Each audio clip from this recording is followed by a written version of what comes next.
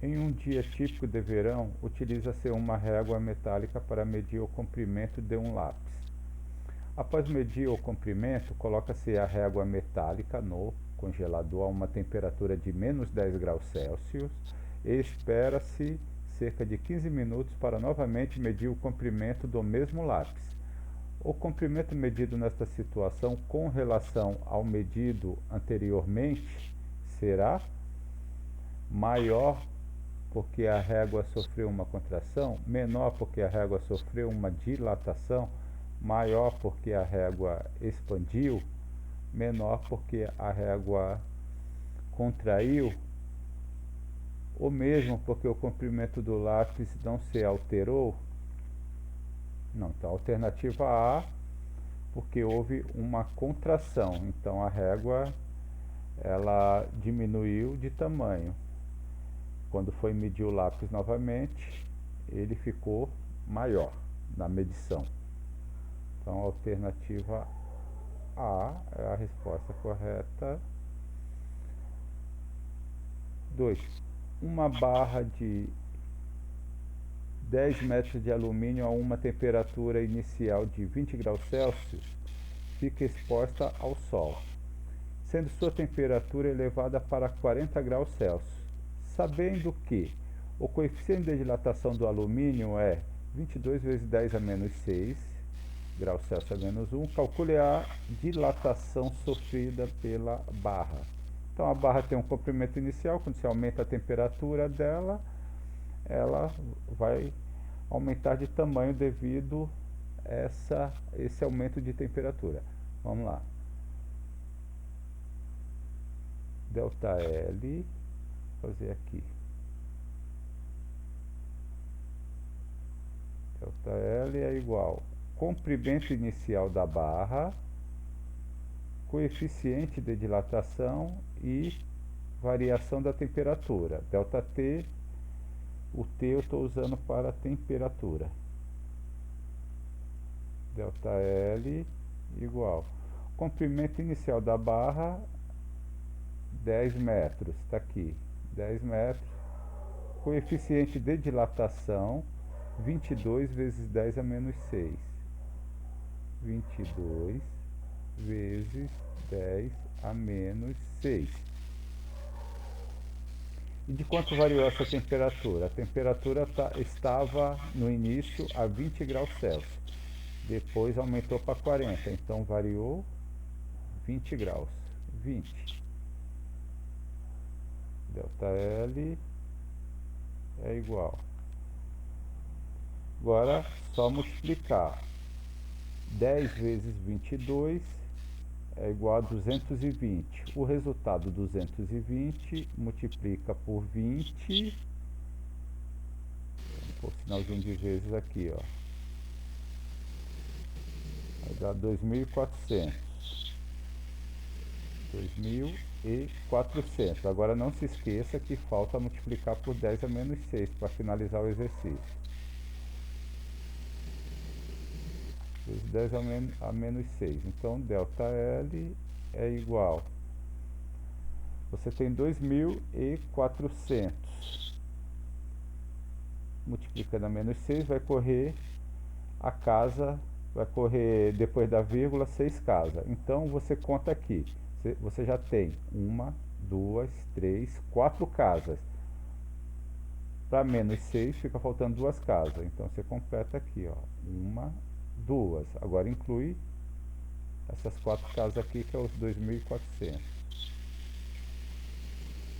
metros. Então essa é a resposta. Ferro homogênea é aquecida de 10 graus Celsius até 60 graus Celsius. Sabendo-se que a barra a 10 graus Celsius tem um comprimento igual a 5 metros e que o coeficiente de dilatação linear do ferro é igual a 1,2 vezes 10 a menos 6. Podemos afirmar que a variação de dilatação ocorrida e o comprimento final da barra foram, então, agora aqui nós temos o seguinte, duas respostas, né? Então, vamos primeiramente descobrir a dilatação sofrida pela barra e depois o comprimento final da barra. Vamos lá. Fazendo aqui então, dilatação sofrida pela barra. Então, ΔL é igual comprimento inicial, L0, vezes alfa, vezes variação da temperatura, ΔT. ΔL, comprimento inicial, vamos até o problema agora. Comprimento igual a 5 metros. Então, 5 metros. Vezes coeficiente de dilatação 1,2 vezes 10 a menos 6. 1,2 vezes 10 a menos 6. E a variação de temperatura, se ela tinha uma temperatura de 10 graus Celsius e subiu para 50 graus Celsius, variou então de 50 graus. Então aumentou aí 50 graus. Com isso, nós temos ΔL, multiplica agora o 5 vezes 1,2.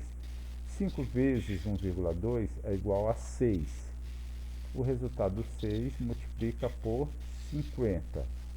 Então vai ter aqui agora 300 vezes 10 a menos 6. Então, deixa sempre o 10 a menos 6 por último, para multiplicar por último. ΔL é igual 300 vezes 10 a menos 6. Então, nós temos 3 casas.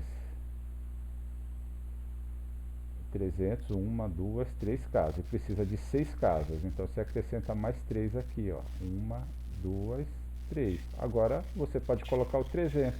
Em vez de colocar esses 2 zeros, você põe apenas o 3. Se eu quiser passar esse número para a notação científica, ele fica dessa forma. 10, 3 vezes 10 a menos 4. 3 vezes 10 a menos 4. Esse 3 aqui. Porque a vírgula, ela está aqui. Aí você conta 1 0, seria menos 1. 2 0, menos 2. 3 zeros, menos 3. Aí pula aqui por 3. 3 vezes 10 a menos 4. Então já encaixa com uma das respostas aqui. Metros. Agora que nós temos de quanto aumentou, né, de quanto foi essa dilatação, que foi 0,003. A barra, quando iniciou, ela tinha 5 metros. E agora ela tem 0,0003. Então nós temos o seguinte: comprimento final da barra, é igual aos 5 metros dela de início mais o que ela aumentou. 0,003. Então ela aumentou isso. O comprimento final dessa barra agora será 5,0003 metros. Pronto. Esse já foi. Próximo, então, marque nas opções abaixo qual a grandeza não interfere na dilatação dos sólidos. Então, a grandeza que não interfere na dilatação do sólido é o tempo. Observe, o que interfere na dilatação dos sólidos é a dilatação, o comprimento inicial da barra, o coeficiente de dilatação e a variação de temperatura. Agora, tempo não inclui aqui, não faz parte. Então, a resposta é a alternativa D. Finalizado.